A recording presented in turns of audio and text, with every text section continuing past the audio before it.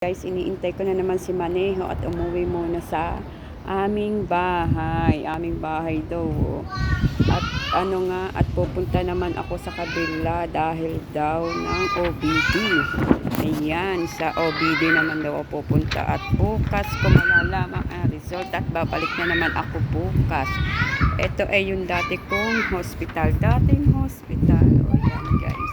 Yung batang makulit andito. Ayan. So, wala pa nga yung Maneho. Tagal pang dumating. Ayan, mag-video-video muna ako dito, guys. At diba, habang iniintay si Maneho. Ayan, diba? Habang iniintay si Maneho. So, ayan. At ang daming na.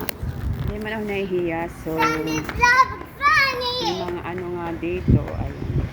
Aking hinihintay ang Maneho at umuwi at sinundo yata ang aking amo. Ayan guys, ay nako, ang tagal niya. Ako ay naiinip. Ayan, ang dami pa rin nagpapacheck up na mga ba dito guys. Dito nga ako dinala sa Alia Mama. So yon yung paanakan. Kailangan nila buntis ako. Yan, chart. O, buntis daw, diba? Kaloka. Kaya yan guys, hanggang dito na lang. See you my next vlog. Huwag kayo masasawa sa aking mga video.